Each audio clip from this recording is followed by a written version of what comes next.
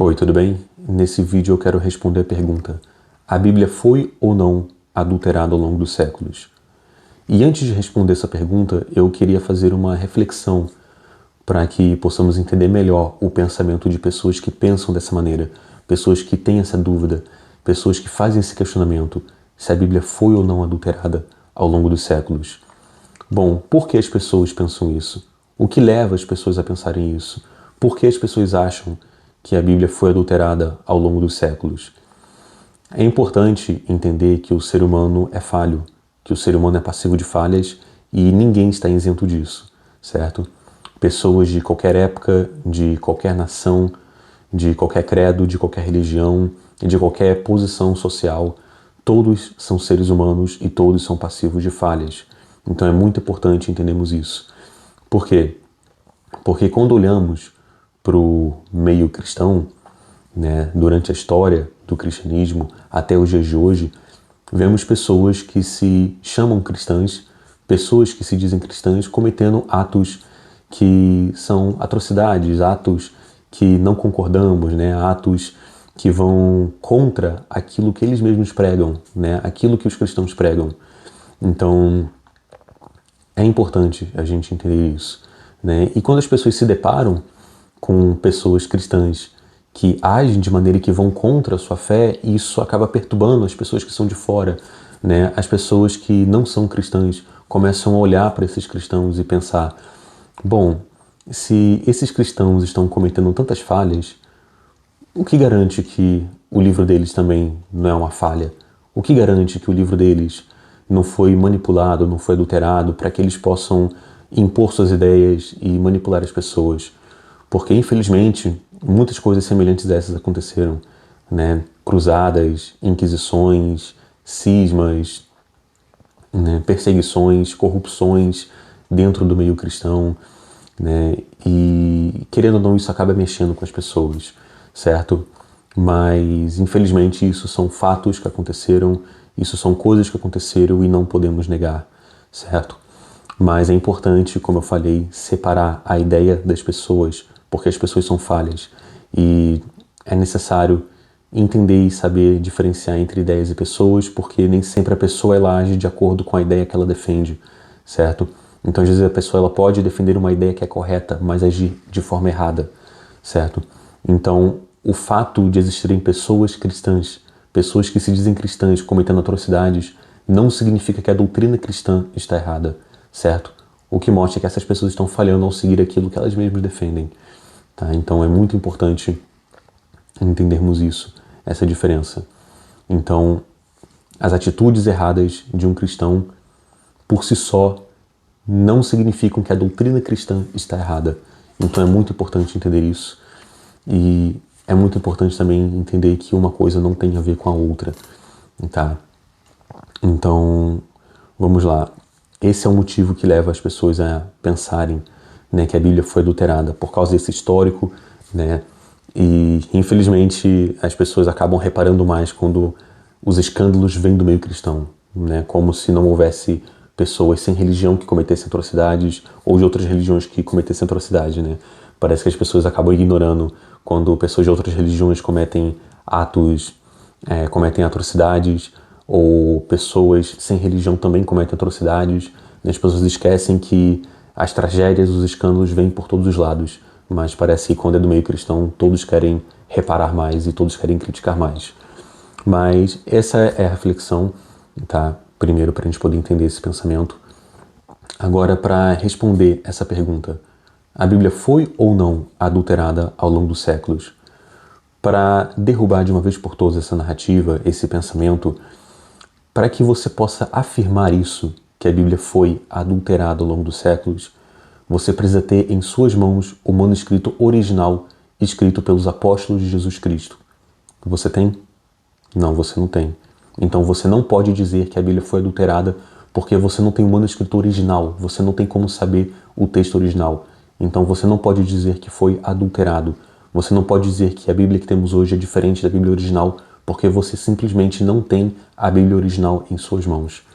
O que temos são cópias de cópias e muitas cópias, certo? Então esse é o ponto. Não é possível afirmar que ela foi adulterada. Mas agora você pode se perguntar, ok, e esses manuscritos que nós temos, eles são confiáveis? Podemos confiar nos manuscritos do Novo Testamento, né, que é o que a gente vai levantar aqui, né, vai analisar aqui?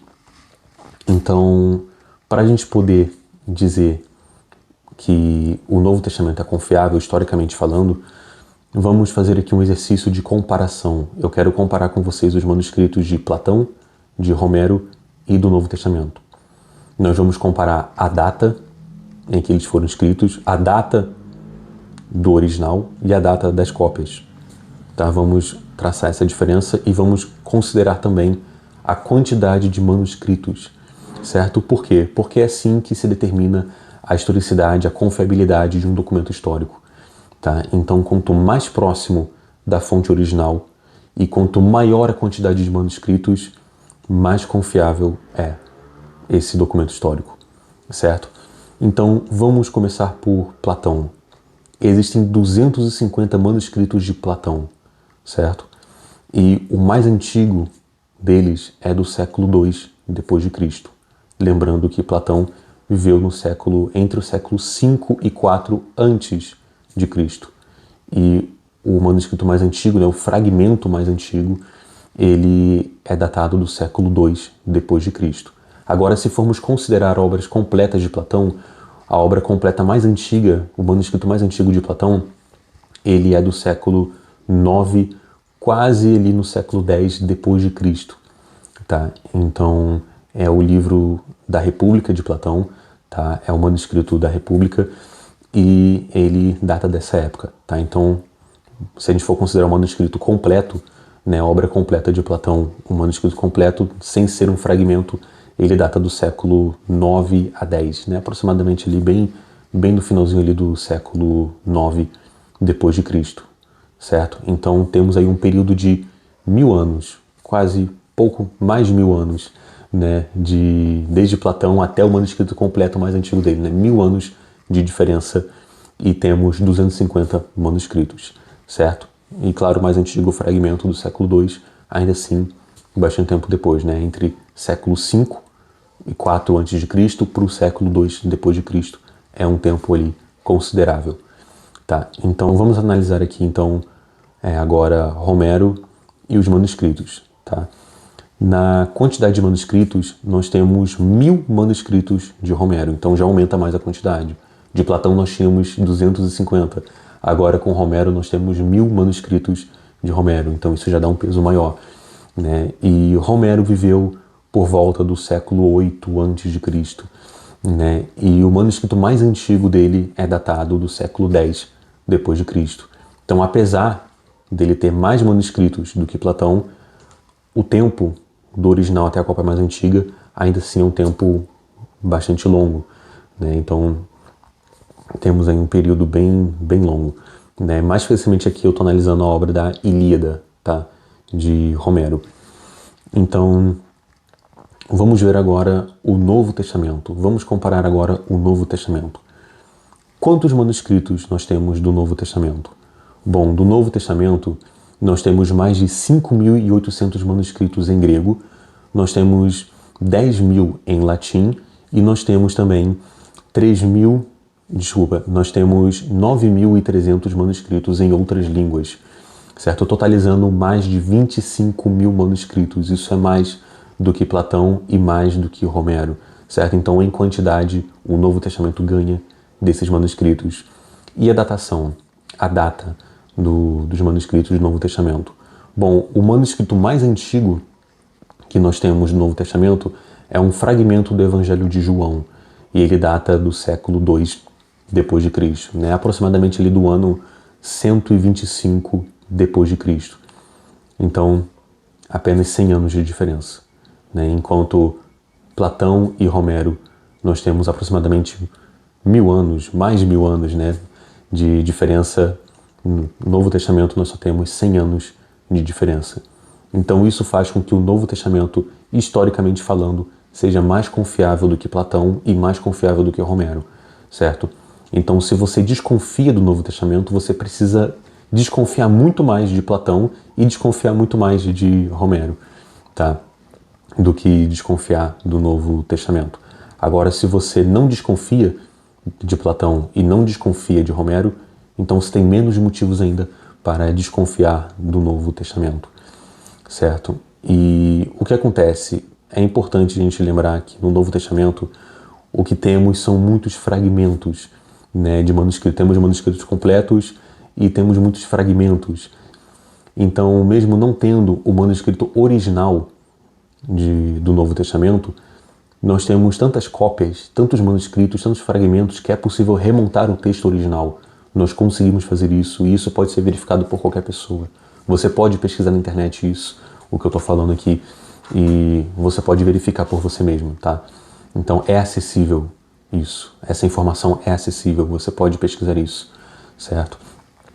E, ok, nós temos esse fato, né, entendemos esses fatos aqui, e, ok, mas como saber se foi adulterado ou não? Porque são tantas Bíblias, né, que foram sendo copiadas ao longo dos séculos, né, tantas Bíblias que surgiram depois.